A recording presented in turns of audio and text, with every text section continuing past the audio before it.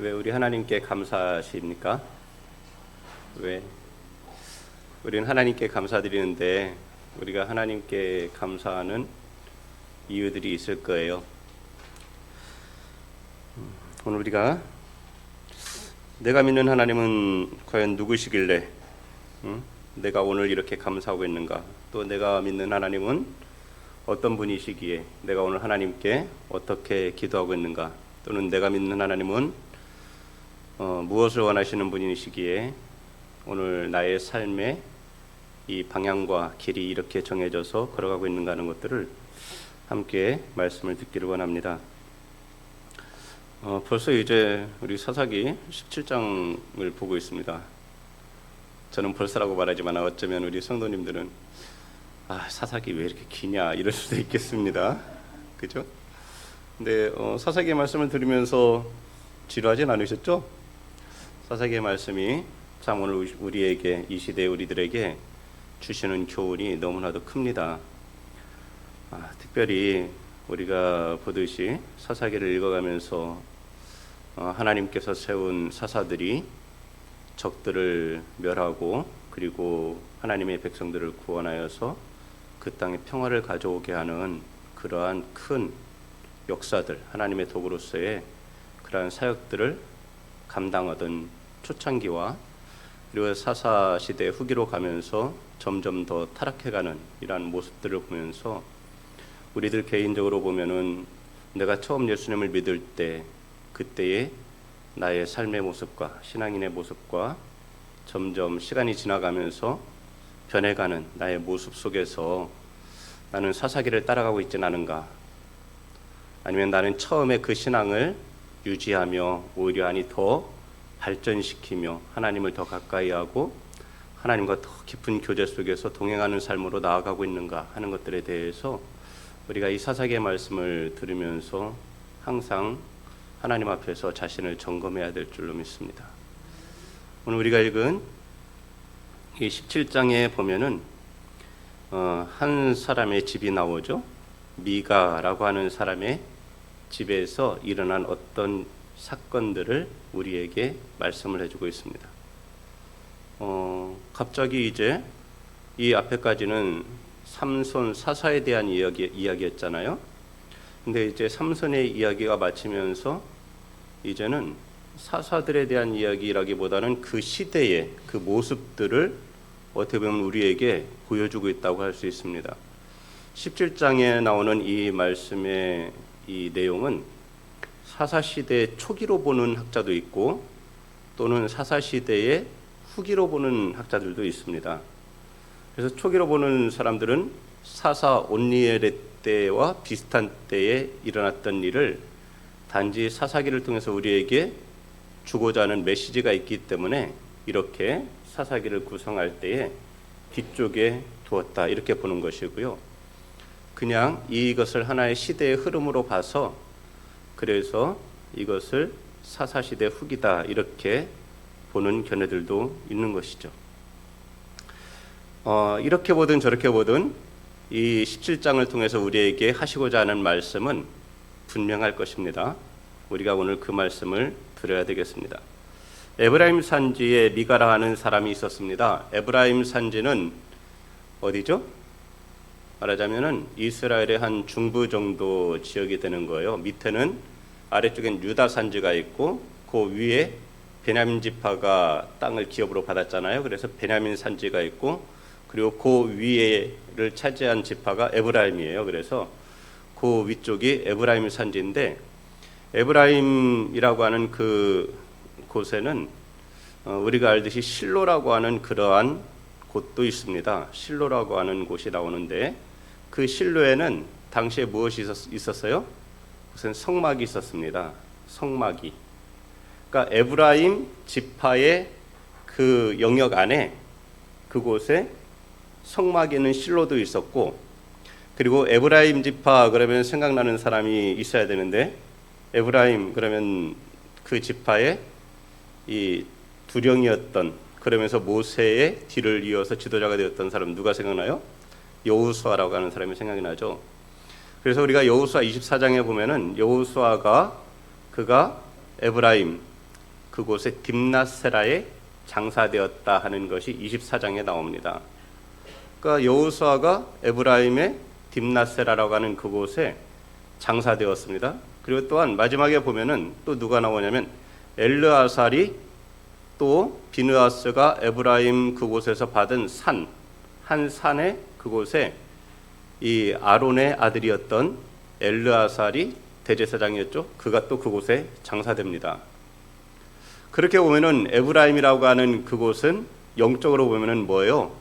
거의 영적으로 보면은 가장 이 영성이 뛰어나다고 할 수 있는 마치 그러한 지역과도 같은 곳이 바로 이 에브라임인 거예요. 그러니까 오늘 우리가 읽은 이 말씀에 특별히 에브라임 산지에 이렇게 나오는 것은 그만큼 영적으로 더 깨어 있어야 되고 그리고 더 영적으로 더 하나님을 가까이 하는 사람들이 그곳에 있어야 하는데 불구하고 지금 17장에서 말해주려고 하는 것은 그것과는 전혀 다른 모습이 있다는 것을 우리에게 보여주려고 하는 것입니다. 에브라임 산지에 미가라는 사람이 있었습니다. 미가라는 이름의 뜻이 무엇이냐면 미가는 여호와와 같은 자가 누구인가라는 이러한 뜻을 갖고 있는 이름이 바로 미가예요. 여호와와 같은 자가 누구인가. 그러니까 이 사람의 이름만 보면은 우리 하나님 여호와에 대해서 굉장히 잘 알고 있어야 될 만한 그러한 이 의미를 던져주는 그러한 이름이잖아요. 하나님에 대해서 잘 알고 있을 것 같고 또 하나님에 대해서 잘 알고 있어야 된다고 하는 그러한 것을 우리에게 말해주는 이름이 미가예요. 근데 이 미가라고 하는 사람이 무슨 일을 했는지 보십시오. 2절 그의 어머니에게 이르되 어머니께서 은 1,100을 잃어버리셨으므로 저주하시고 그러니까 이 미가의 어머니가 은 1,100양을 잃어버린 거예요. 은 1,100. 우리가 앞에서 삼손의 이야기를 통해서 우리가 들었을 때 블레셋 방백들이 들릴라에게 주고자 했던 것이 뭐였어요? 은 1,100이었습니다. 그리고 5방백이 은 1,100씩을 주어서 그래서 그때 그것이 22억이 되는 돈이라고 그랬잖아요. 그죠? 그러니까 이 은 1,100은 4억 4천만 원이 되는 그러한 돈인 거예요. 따져보면. 그런데 이 어머니가 4억 4천만 원을 잃어버렸으니까 어떻게 하겠어요? 저주하는 것이죠. 입에서 별의별 소리가 다 나오는 거죠. 이제 이 돈 가져간 놈은 벼락 맞아 돼질 놈이다. 뭐 막 이제 이러면서 여러 가지 자식을 못 낳을 것이고 막 이러면서 또 가정이 그냥 망할 것이고 병들 것이고 나병이 들 것이고 뭐 별의별 얘기를 다 했을 것 같아요. 그러니까 저주라고 하는 저주는 다 쏟아붓는 그 어머니의 말을 누가 들었냐면 그 아들 미가가 들은 거예요. 그런데 이 미가가 그 말을 듣고 나서는 마음이 어떻게 했어요? 좋지 않았습니다. 좋지 않았던 이유가 뭐냐면 자기가 그 돈을 가져갔거든요. 어머니의 1,100을. 그러니까 미가가 어머니의 돈을 도적질을 한 거예요. 그런 것은 어머니가 저주를 하니까 그 말을 미가가 듣고서는 마음이 불편해서 어떻게 하냐면 어머니에게 그 돈을 가지고 나와서 어머니께 다시 내려놨습니다. 보니까 뭐라고 하고 있어요? 보소서 그 은이 내게 있나이다. 내가 그것을 가졌나이다. 그리고서 이제 어머니에게 드리니까 이 어머니가 갑자기 이제 난리가 난 거예요. 왜냐하면 설마 자기 아들이 가져갔을 거라고는 생각도 안 하고 가진 저주를 다 퍼부었는데 자기 아들이 가져갔으니 이 어머니의 마음이 어떻겠어요? 이거 큰일 났다. 이 저주가 내 아들에게 미치면 어떡하나. 그리고는 이제는 그 저주를 어떻게 해소시켜 버릴까. 이것에 대해서 어머니가 몰두했었던 것 같아요.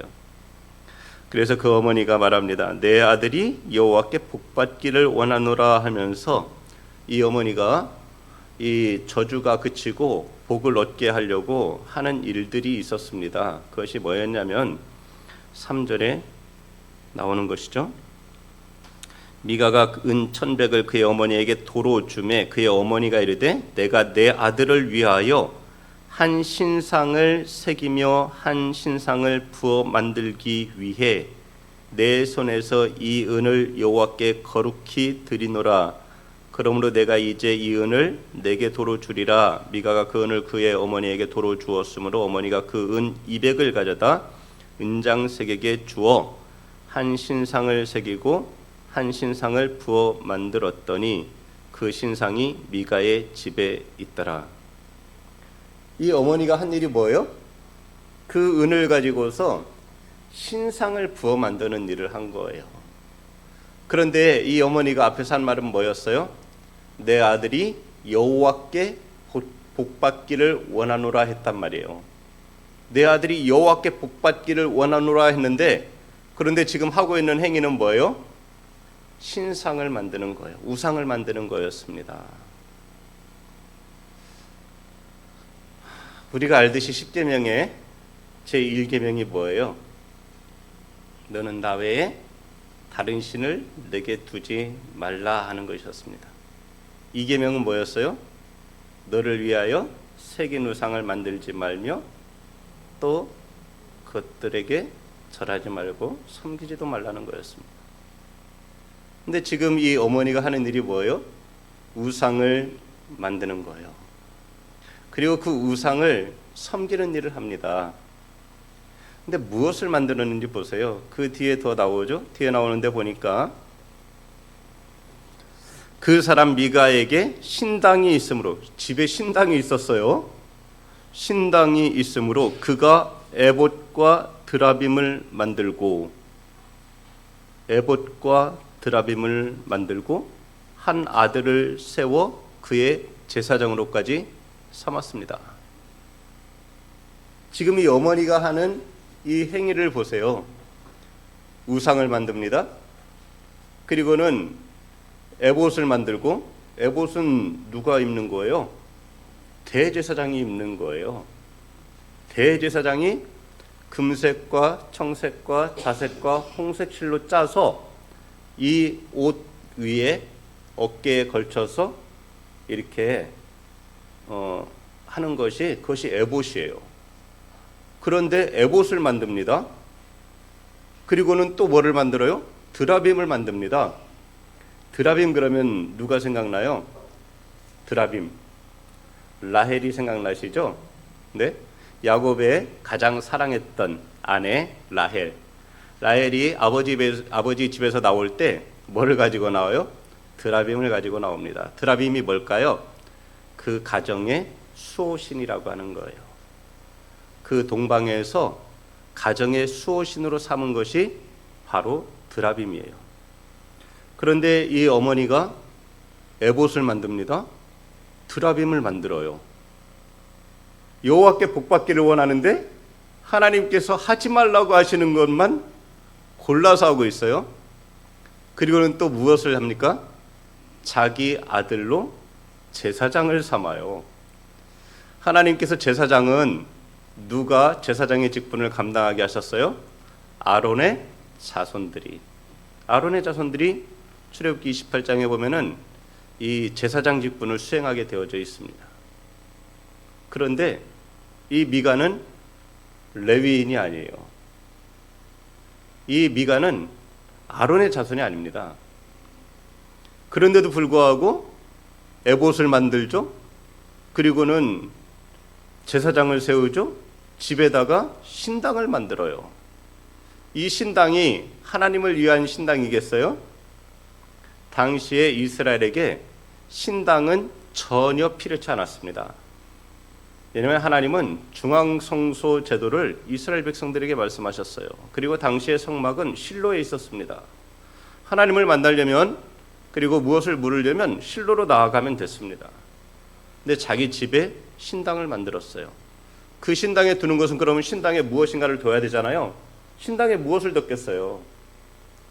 결국 우리가 나중에 보면은 기드온 시대 때에도 보면은 기드온이 금으로 뭘 만들었습니까? 에봇을 만들었잖아요.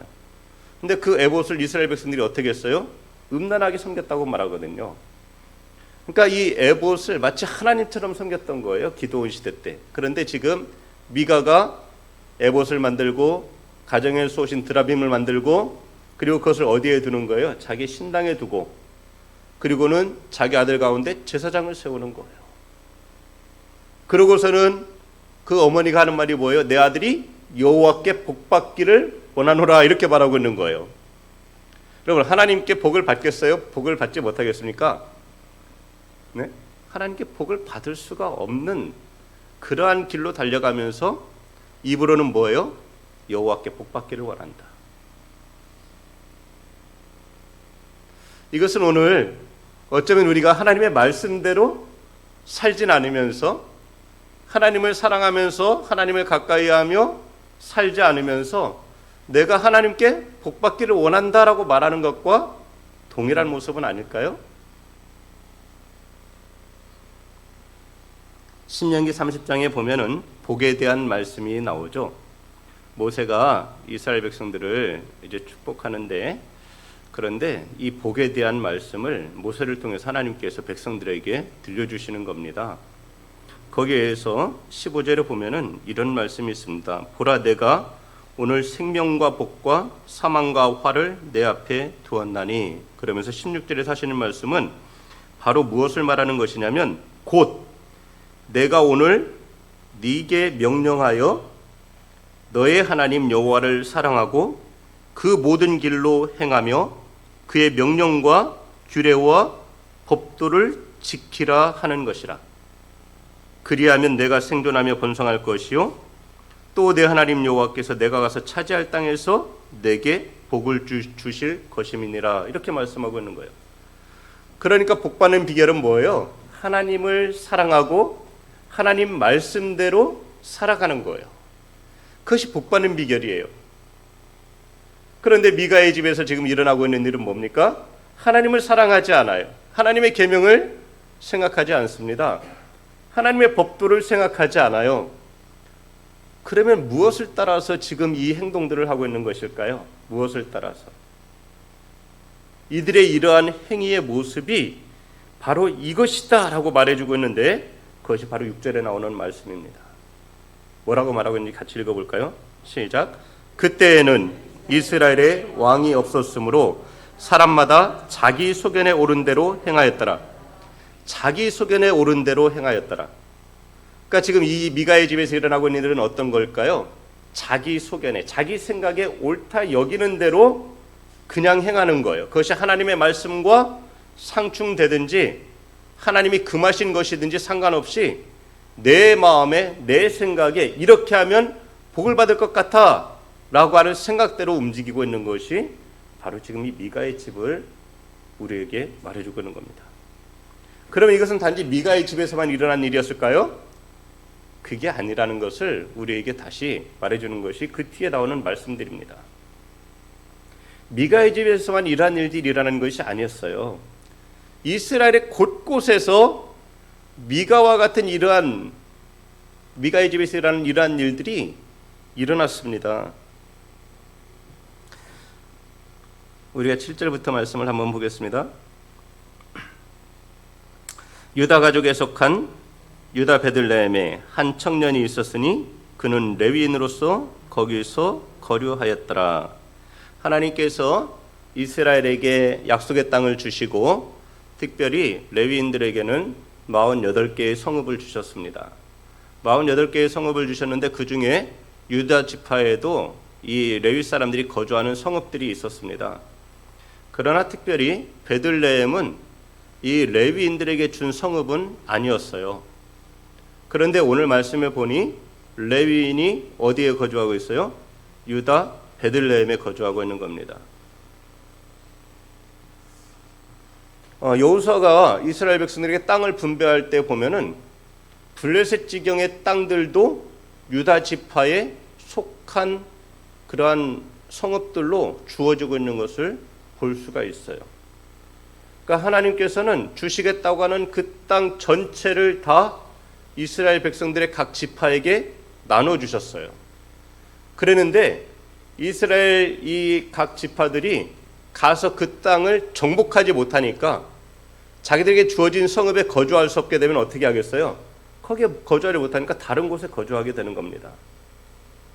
그렇게 거주하다 보면 또다시 어떤 일들이 발생할까요? 마땅히 내가 거주해야 할 성읍이 아니라 다른 곳에 가서 거주하게 되면은 거기에서는 아무리 그 지파 안에서 기업을 얻은 레위인이라고 할지라도 거기에 거주할 만한 합당한 명분 자체가 실은 그 고을에 거주하기가 쉽지가 않았던 것 같아요. 그러니까 이 한 레위인이 유다 베들레헴에 거주하다가 이 사람이 8절에 보니 거주할 곳을 찾고자 하여 그 성읍 유다 베들레헴을 떠납니다. 그리고는 그가 이제는 자기에게 주어진 레위인, 특별히 어떻게 보면 이제 고앗 자손들에게 주어진 그 유다 지파 안에 그 성읍들이 아니라 다른 곳으로 이 사람이 떠나가는 거예요.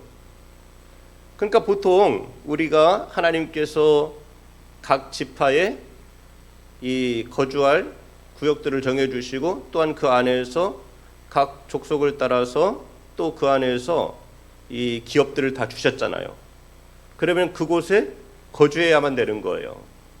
그리고 그곳에서 거주하면서 하나님을 사랑하고 하나님의 말씀대로 준행하며 하나님을 가까이 하며 살아가게 되면 하나님께서 그 땅에서 복을 주시고 그리고 그 땅에서 장구하게 하시겠다고 하는 이러한 축복의 말씀을 주셨는데, 그런데 그것이 제대로 이루어지질 않고 있으니까, 그것을 온전히 받지 못하고 있으니까 그 안에서 이제는 혼란이 일어나기 시작하는 거죠.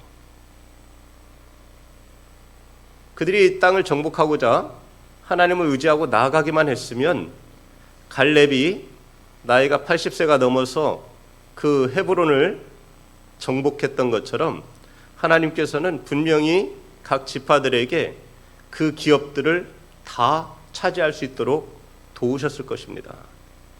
하나님께서 주셨을 거예요. 그러나 그들은 그러질 않았었죠. 타협을 했던 것이죠.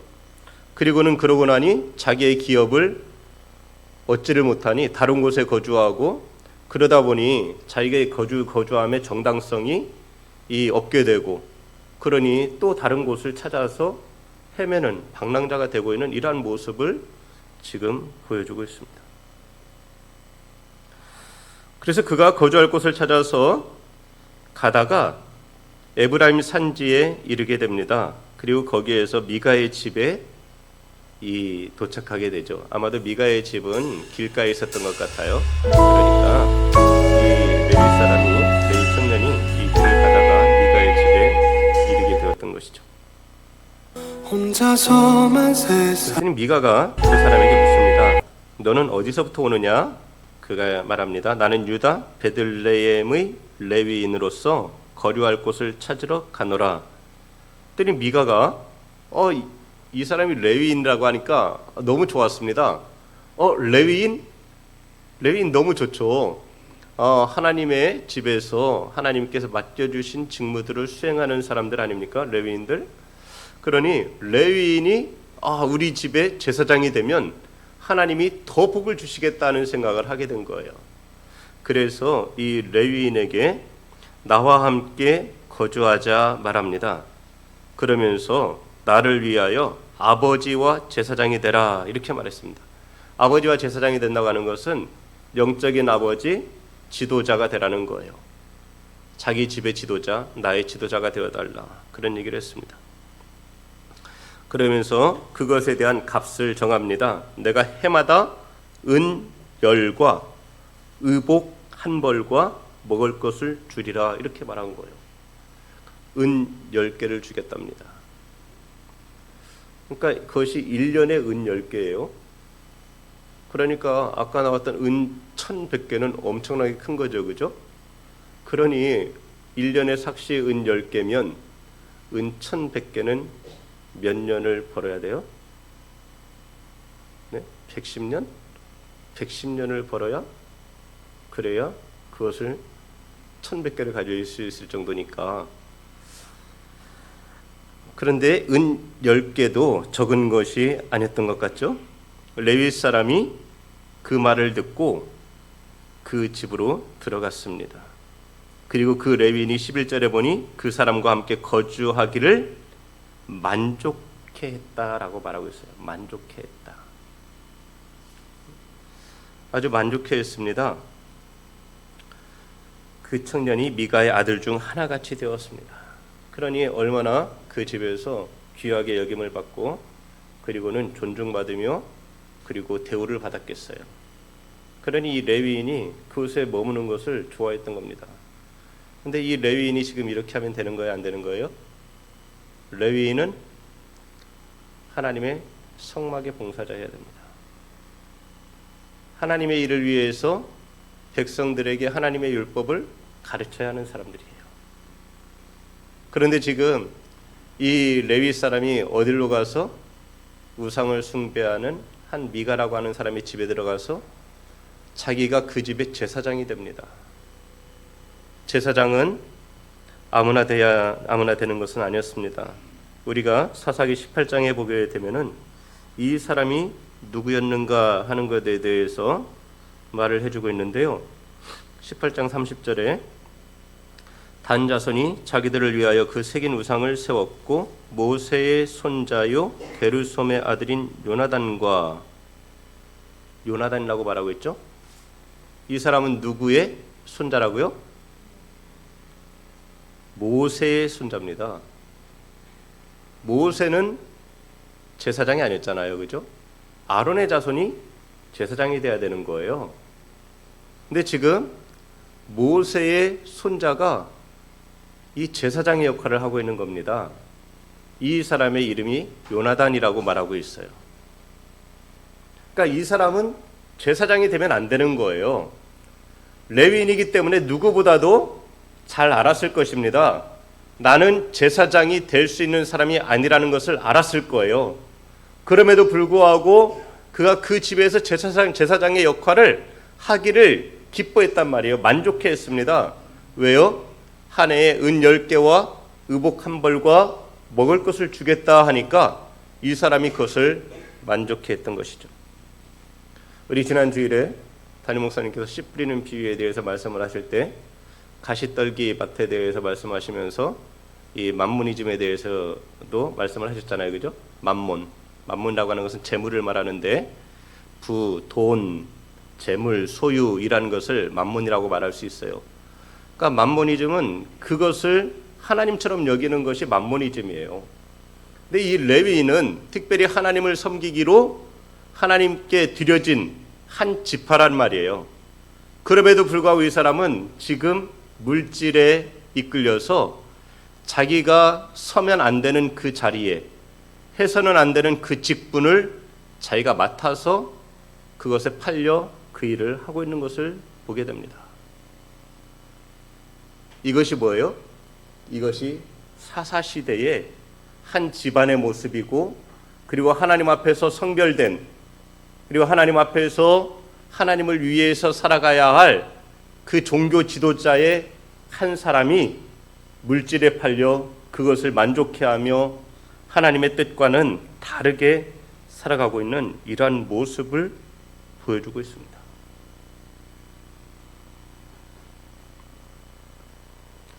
미가가 그 레위인을 거룩하게 구별하매 그 청년이 미가의 제사장이 되어 그 집에 있었더라. 이에 미가가 이르되 레위인이 내 제사장이 되었으니 이제 여호와께서 내게 복 주실 줄을 아노라 하니라. 이 미가가 생각하고 있는 것이 맞아요, 틀려요? 잘못된 지식입니다. 하나님에 대해서 전혀 잘못 알고 있는 거예요. 하나님에 대한 지식이 이들 가운데에서 변질되고 왜곡되어져 버렸습니다. 사라져 버렸습니다. 하나님은 상천하지의 유일하신 여호와이십니다. 하나님 외에는 다른 이가 없다고 말씀하고 있어요. 우리 하나님 여호와는 오직 유일한 여호와이시니, 그럼에도 불구하고 이 사람들은 그 하나님을 바꾸고 있는 거예요. 하나님을 다른 것으로, 내가 생각하는 하나님으로 바꿔가고 있습니다. 내가 이렇게 하면 나에게 복 주시는 하나님, 내가 이렇게 하면 나에게 복 주실 거다라고 자기 소견에 오른 대로 하나님을 제단하고 하나님을 만들어서 그 하나님 앞에 우상을 만들고 그 앞에 제단을 쌓고 그 앞에서 제물을 드리고 물질을 드리며 그렇게 하지만, 그러면서 하나님이 내게 복을 주실 거야 라고 생각하지만 하나님은 그것을 전혀 기뻐하는 모습이 아니라고 하는 것이죠. 오늘 이 시대도 마찬가지 아닙니까? 말씀하신 것처럼 이 시대도 만모니즘이 성행하는 그러한 시대입니다. 이 사회 속에서 우리 기독교가 많은 사람들에게 지탄의 대상이 되었던 이유 중에 하나가 뭐예요? 종교 지도자들이 많은 부동산을 소유하고 많은 큰 집을 갖고 그리고는 호화스럽게 생활을 하는 일부죠. 극히 일부의 잘못된 그러한 물질, 세속주의에 빠져버린 그 지도자들로 말미암아 그것이 사회에 보도가 되고 많은 사람들이 그것을 보면서 기독교가 타락했다라고 이렇게 말을 하면서 더 이상 기독교는 이 시대에서 이 사회를 이끌어갈 수 있는 그리고 사회에 기준을 세워줄 수 있는 그러한 것이 못 된다라고 이젠 이렇게 평가를 하는 지경에 이르게 됐던 것이 아닙니까? 결국 이것을 오늘 누가 만든 거예요? 누가요? 목사님의 어떤 종교 지도자들의 그러한 모습은 단지 그들의 문제였을까요? 온 교회가 깨어서 기도하고 온 교회가 주의 종들로 하여금 오직 목양의 사역에 힘쓸 수 있도록 어떻게 해요? 계속 하나님의 말씀을 배워달라고 요청하고 신방해달라고 요청하고 그런 위해서 기도해달라고 청하고 계속 그 일에 전념할 수 있도록 여러분 모두가 다 같이 하나님 앞에서 더 하나님을 가까이 하고 하나님을 더 사랑하는 사람들이 되기 위해서 그리고 온전히 하나님의 말씀을 배우고 하나님의 뜻대로 살아가기 위해서 우리 모두가 다 그 일에 함께 했다고 한다면 오늘날의 교회 지도자들의 타락은 없었을 것입니다. 타락할 틈이 없었을 거예요. 그러나 저마다가 자기의 생활 속에 나의 삶 속에 철저하게 갇혀 살기 시작한 거 아닙니까? 나만의 울타리를 치고 그리고 종교 지도자의 목사님들의 방문도 신방도 싫어하고 왜요? 귀찮다는 거죠. 이 집이 정리해야 되고 괜히 무엇을 대접해야 되나 하고 그리고 또한 요즘에는 한 가족이 다 예수님을 믿는 그러한 가정들이 오히려 또 많지 않다 보니까 집에 누군가가 싫어하게 되거나 집에 누군가가 불편해할 것을 생각하면서 우리 집에 신방하는 거에 대해서 불편해하고 그런 신방을 요청하지 않게 되고 만나도 밖에 음식점에서 만나고 이러한 일들이 결국 누가 만든 겁니까? 누가?